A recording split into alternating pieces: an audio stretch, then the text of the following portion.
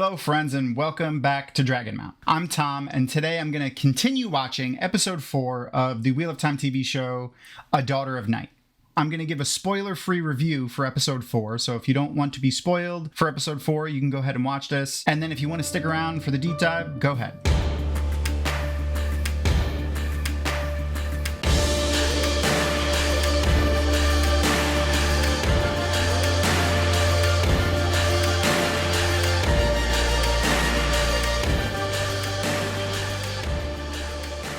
But first, of course, I want to thank our sponsors, Tor Books, who keep the lights on around Dragonmount, and then all of you guys who still support us over on Patreon. We're starting a new push to get a lot more content on our Patreon page. Right now, the most brand new thing that's on there is our new CEO, Kathy, and the full interviews that she did with the cast and crew from a few weeks ago. Edited versions are up on YouTube, but if you're a Patreon supporter, you get to see the full videos, as well as much, much more. So if you subscribe to Dragonmount, even for $1, it helps us keep the lights on, get new content, get new tech for our hosts, and a little bit of everything. If you like our content, make sure to follow, like, subscribe. All right, so this is going to be the spoiler-free review before I go into my deep dive. And whew, man, this episode was a lot. Like, I'm torn in so many directions. I love it, and I'm confused. And that's, I feel like, great. Like, it feels like what I felt when I was reading the Wheel of Time books for the first time again. Not only am I enjoying the journey here because like it's new, but even maybe the destination on some of these stories are going to be different. And I don't know where a few of them are going to end that are revealed in this episode. I really, really enjoy this feeling of like confusion, but enjoyment. The only apprehension that I feel is because I know so much about the books and I don't know where they're going. So like part of me is like worried that they're going to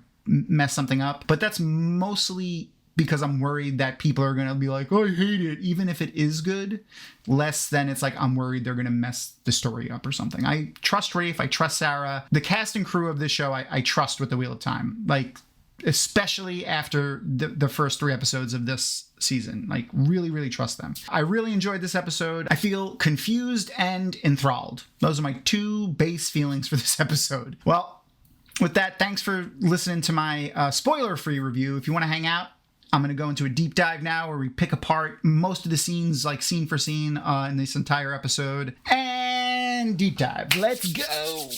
All right. Cold open, exterior shot, weird crevasse. Enter Ishii. Walk into a broken, ruined chamber and start babbling in the old tongue. You know how they talk about like hand motions and different ways people channel depend on how they learned? Maybe Ishamael learned using incantations. Who knows? Some weaves require a semantic and verbal component. For my D&D nerds. Yeah, so obviously he's waking up Lanfear here. He says her name a couple times. It's probably the poem or dark prophecy from the books that we got scribbled on the wall in Fal Dara, which apparently in the show is scribbled on a moon dial. So that's interesting. I'm wondering if he can just like waltz into where the seals are and just break them. Why doesn't he do that? So this is starting to break apart my theory that the seals are located in a nearby area to Sheol, because if he can just walk to them and break them, then he would do that. So maybe they are scattered around the world, but in different locations, like physical locations, not like the dinner plates in the book, but like the physical locations of the eye and of this one that we see of Lanfear. The sky doesn't look very blighty to me, but I still think maybe we'll get some sort of symbol once all of the locations of the seals are discovered, only because I want to hold on to that part of the theory.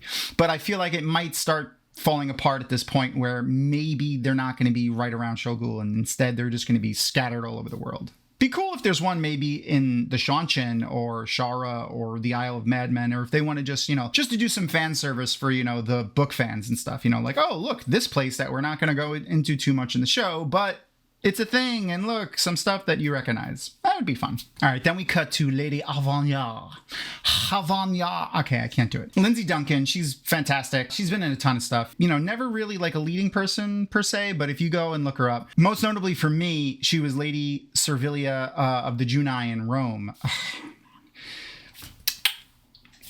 Anyway, She's looking great. She's got her little French outfit going on. There's some Japanese accoutrement around the room there. They're really diving deep into that, like, you know, Japanese, French 18th century vibe with Kyrian, and I like that. So enters Maureen. They had like the butler or the servant there say your older sister completely for the viewers, both book and non-book readers. The book readers to let us know Avenir is in fact younger in the show, where in the book she's older. And for the viewers, it's to show them, wow, look at the difference in age here. Like, you know, she's your older sister and she looks like maybe she's just out of her 30s into her 40s. We have Avenir say, it's been 6 decades. And then there's like a picture of Maureen a little bit later on, and she looks like she's maybe between 12 and 16. So maybe, you know, she's anywhere between, I would say 70 at the youngest and maybe 80 at the oldest. She could be a young looking 20. That's an interesting age difference there. Now, changing Avenir to be older doesn't influence the story at all. Like, other than it helps the viewers who are non-book readers to really see that age slowing thing with the Aes Sedai. I like it. The fact that Maureen hasn't spoken to her sister in 60 years is a little troubling to me. Like, girl, like, what the hell, man? Like, I don't know.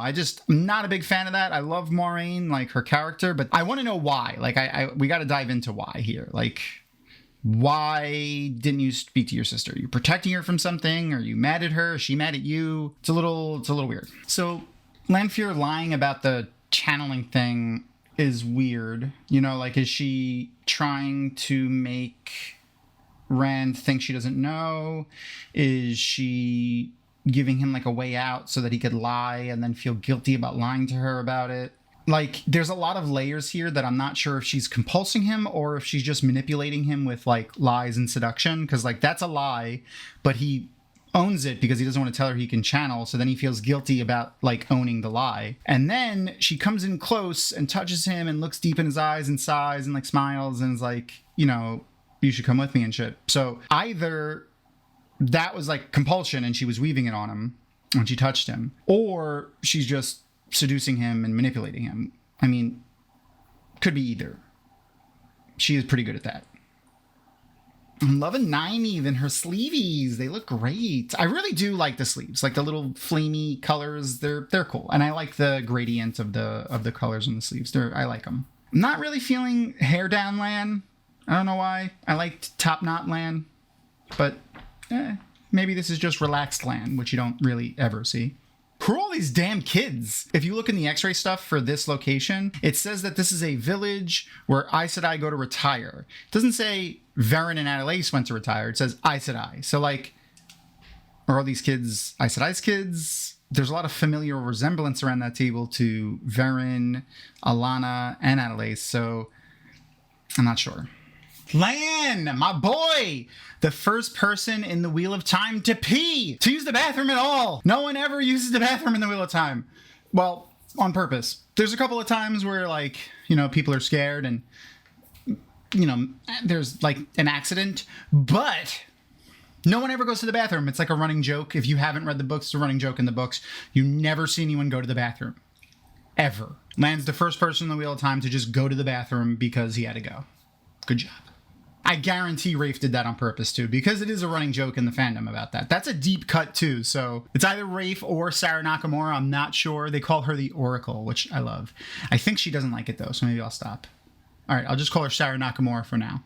So one bit of lore from the books that hasn't been fully fleshed out in the show for sure yet is that we know if the bond is broken, unwillingly broken, and it doesn't matter if it's from the Aes Sedai dying or if it's ripped apart, like broken, the effects on the warder are the same. They go crazy, they try to kill themselves, they just go into a fury. Like it's a negative effect on the warder if the bond is unwillingly broken. So it's still like a little unclear really if the bond is truly broken or if it's just some mixture of whatever happened with the way she was shielded while she was masking the bond. Like, it's still unclear. And then Alana mentions Codswain because of how quickly Nynaeve's progressing, so I'm glad we got mention of Codswain here. Confirmation, and like, now we just have to hope that Shoray is going to be in it.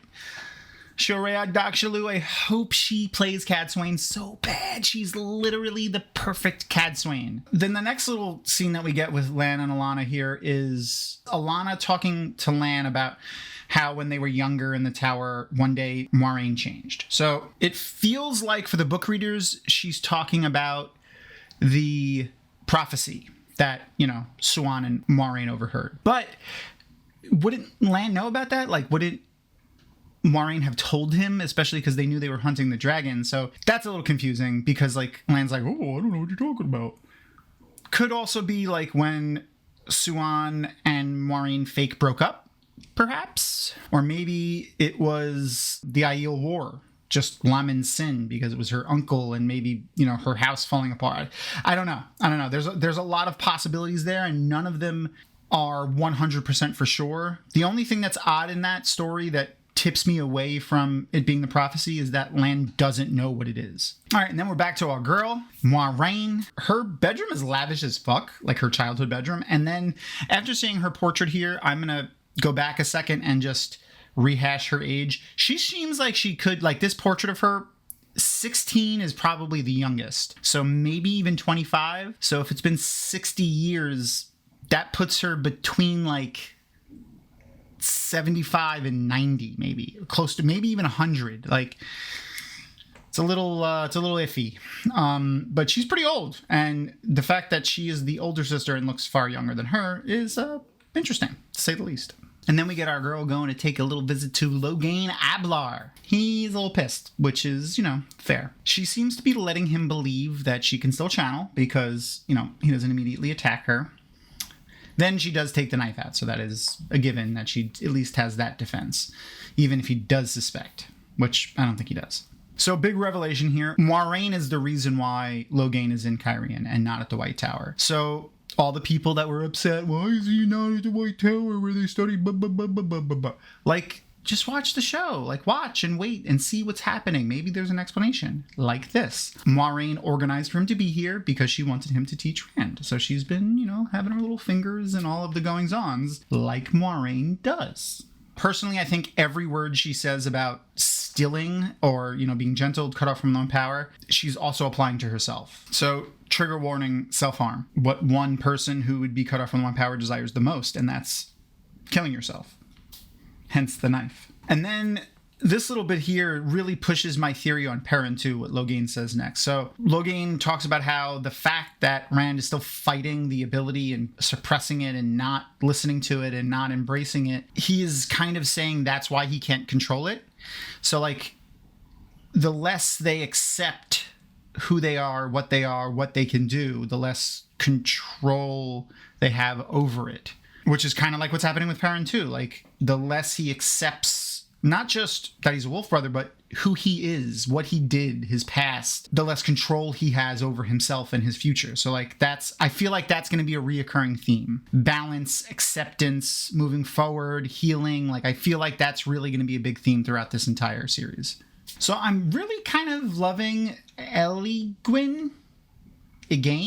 I'm not sure. But this whole little relationship they have going on here is great. You know, I'm not shipping them or anything. I mean, they're cool if they want to, but I still think Elaine's going to end up with Rand. Still find it odd that Elaine has not mentioned that she has brothers. So maybe they will be cut. Don't know. Or if it's just Galad, maybe she just feels like he's not my brother. He's only my half brother. So fuck that dude. And I hate him. So like still unclear there. I'm not sure which way I want to go with that. I don't have any definitive theories there. And then Egwene like complaining about feeling smaller or doing these menial tasks and stuff like that since she's gotten to the tower is literally the lesson the Aes Sedai are trying to teach her. Like, we know that she's going to be fine, but like, you know, she's got the plot armor. But the Aes Sedai don't know that. They know that they need to take care of her because she's going to be very powerful and they need more strong Aes Sedai for the world, like, and what's to come, just in general. But like, just normally, like, they're running out of Aes Sedai and running out of strong ones. So like they want her to be safe and they want her to follow the rules and not push herself too far and too fast with the one power, because learning to channel is dangerous. And they could tell that she's headstrong and likes to cut corners so that she can move faster through her studies when she thinks she knows things. Egwene is one of those people that doesn't think about the things that she doesn't know and therefore use that as a buffer to push herself too far too fast. So she has the plot armor. We know that. The Aes Sedai don't. So that's the lesson they're trying to teach her here, obviously. Nynaeve still kind of lost, not really knowing what to do. She's probably still in a little bit of a haze from the thing. She's still probably in a little bit of a haze from the accepted test. Tries to go to train with the warders and then feels like, oh, what am I doing here? I'm an accepted. I need to learn channel. If I knew how to channel when I was in that test, blah, blah, blah, blah. So that's the little dichotomy that we got there. Very little Nynaeve in this episode, where like 3/4 of the last episode was Nynaeve. And then we get to see Liandrin gets a note, which is the Seanchan attacking. Leanne seems to be running the White Tower in the Amyrlin's absence, but where is she? We do know that at some point she speaks with Rand, like from the previews. Maybe that's in Kyrian. I mean, there's the symbol on the floor. It looks like Kyrian, but we don't know for 100%. We could be 90% sure. And we could see Leanne still trying to exert her like authority here. You could tell that her grip on like the White Tower right now is tenuous. Like there's a lot of factions in there pushing at that, and she's like, Liandrin is squirming in that grip and she's wriggling loose. The first little cracks in Siuan and Liane are forming right now, where this is the first reference to like an Amyrlin being deposed or removed in this scene. That's obviously going to have some repercussions, and at least is a nod to the story from the books. Okay, so our first time we hear the word wolf brother here. I was kind of hoping that they were going to do the wolfkin thing that a lot of the community has adopted so that it's not like so gendered, but maybe we'll get wolf sisters too. I like the wolfkin though, because it's non-gendered, because then, if you're not a gender conforming person, then like, what would you be? A wolfkin. I think they should have went that way, but that's neither here nor there. I love the way they're doing these visions. So like in the books, very similarly, the wolves send them the thoughts, feelings, smells, stuff like that. And then in the books, it's described to us like Perrin in his mind's eye seeing it. Here, that would be very boring. So instead, they're taking all that sensory data and converting it into like a vision so that he can see it in his head. So that's kind of what we're seeing here. Obviously, that's not really happening. It's just the wolves sending that vision to them. It's the sensory data they're taking in, projecting it out to their pack, which includes the Wolf Brothers. So Elias and the wolves did free Perrin from the White Cloaks. That was Elias. Wasn't just wolves, just like in the books. Same idea also, they stay away from Women Channel. They haven't really said why yet, so we don't know if we're going to get the same story from the books with Elias. But Perrin's face when Elias says, we see her every night, when they're talking about Layla, his face is like, do they know? Like, do they know that I am responsible? Because, like, I'm sure that's what he dreams about. So if they can see inside my head, if they can see my dreams, maybe they know. Like, that's what his face said. And Elias kind of left that open, which makes me think they do know, but they also know it was an accident and that he's blaming himself for it. So he needs to come to terms with that himself. That's what it felt like. That's what that whole scene felt like to me. And then we get the purebred good boy. Yes, Hopper. He's just a purebred good boy. Like, that scene with Hopper describing to Perrin his name, like jumping and catching the fireflies or like the sparks from the fire, like that might be my favorite scene in the show so far. Like it's perfect. It's right from the books. It's such a great scene in the books. It's like, I don't know, it's wholesome and deep at the same time. And then Elias is close enough when Perrin's like, his name's Hopper. It was just perfect. It was a great scene. I really, really enjoyed that. And then we get Lan reading that poem again, and we can hear Ishi's voice like from the cold open. So, I mean, as if we didn't already know, 100% confirmation that that's the Dark Prophecy, and that is what Ishi was speaking. So all that comes together there. This relationship dynamic, though, with Alana, Maxim, and Ivan is really weird and interesting. I'm not sure if I like it or not. I really got to see where they go with it. It feels like they might just be using it as a way to like be a red herring or explain to us that maybe Maureen isn't stilled. I'm still firmly in the stilled camp, but like I'm starting to lean toward maybe just shielded, because like they give us like a hard reason why it's stilled and then a hard reason why it's just shielded. So like the loss of the powers and like the loss of all of the water stuff is what Lan is suffering, but also seems like what maybe Maxim is suffering too. Like he says he understands everything that he's going through, and that's because Alana masks her bond. So he's comparing that as the same thing to what Lan is going through. And I feel like a warder wouldn't do that unless it was the same as what Lan is going through. So maybe it isn't broken. Him saying specifically, I'm proof that you can return to Maureen, where he says they say you shouldn't. So like, yeah, I'm still super confused on that. I'm not sure which way they want to go. Are they being inconsistent with their story here and how this works? Or are they purposefully speaking in this way so that, you know, the characters know what they're talking about, but we don't? So yeah, I don't know. So I'm not sure if everyone in the Westlands likes to wear these ear armor dealies, but I love them. Like, I think they're freaking awesome. Like, Maureen has one on right now. We saw Alana wearing it in episode 1 when she was giving her lessons in the kitchens to the novices. I love it. I think it's really cool. She's hot on Rand's tail. She's definitely going to show up there when Lanfear is there, so that's going to be an interesting interaction. Her explanation of Lews Therin, though, here is pretty spot on from the books. Arrogant, powerful, you know, his stare, all that stuff. Her omission of Ilyena makes me think that maybe she's just like created this lie is the reason why, you know, they broke up, or is just not talking about it as a way to make her just feel better about like the situation. So she's lying to herself and like maybe just basking in the chance to just believe that for a little while before, you know, because Rand doesn't really know, obviously. And then her quote, "No one or nothing gives you what you want. If you want something, you have to take it." And then like you hear like a whoosh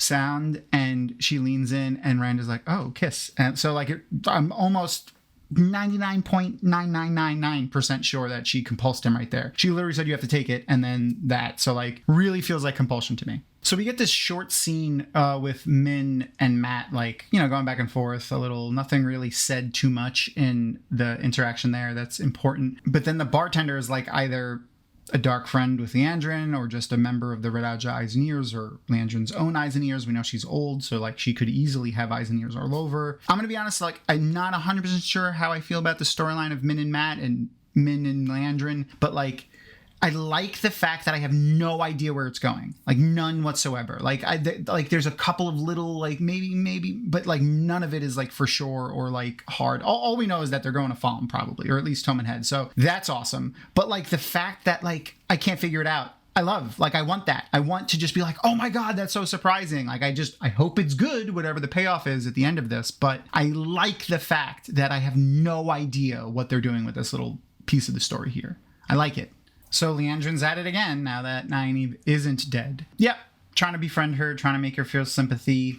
She seems genuine, and I don't know if it's just because Kate Fleetwood is an amazing actor, or if because maybe Leandrin isn't a dark friend still. Like, but man, Rafe's doing a good job of keeping me on my toes. Other than the whole, I'm pretty sure she lied earlier. I know a lot of the fandoms, you know, there's a way to twist it, and Aes Sedai are masterful at twisting the words. So, like, yeah, she could not have lied when she said that. So, it's just another layer of how interesting that is. Speaking of layers, though, I hesitate to say enjoyable fact, but like something that just adds like a little bit of depth to what it is to be an Aes Sedai, more so than the books, because they don't really talk about the psychological effects on the Aes Sedai themselves of living longer and aging slower and seeing all the people die around you who you grow to know and love. Like, they talk about it and they reference it, but I feel like you don't feel what I felt when Leandrin was explaining that. Like, there's a deep psychological scarring to that, and like almost that's maybe why the Aes Sedai build these walls around themselves to like protect themselves from that, because like mentally they wouldn't be able to handle it. It's an interesting little tidbit there. And then obviously, just so happened to know that there was a blacksmith from the Two Rivers in the group that was caught. So like, where's this information coming from? Is it like, you know, a Shanchin? Like how do they have that information other than it's probably, you know, Ishamael giving it to her because she's a dark friend? Fuck, I don't know. Damn it, Rafe. And everyone else that wrote on this season. So good. Maureen's avoidance of Avenir is giving me like, I don't have the spoons to deal with this type thing. Like, she's dealing with being stilled, chasing after Rand, pushing Lan away, not being able to see Swan. Like, there's a lot of stuff she's dealing with, and I feel like she's just like basically avoiding her because she doesn't have the capacity to also deal with that. Every moment Avenir speaks, though, I'm more and more convinced that she's a dark friend, but I'll get into that in a second. She talks about her son marrying the queen, and we know that in the books there was a Damodred man who was possibly becoming maybe the ruler in Kyrian. So like a king, the person marries the queen, consort, or, king, depending on how it works here. That could be Barthanes. So maybe instead of Barthanes being her uncle or cousin or Kunkel or whatever you want to call him, maybe Barthanes is her nephew and Barthanes is Avenir's son. That would be interesting. But back to the dark friendiness of her. So like, she says she spent half a life idolizing her.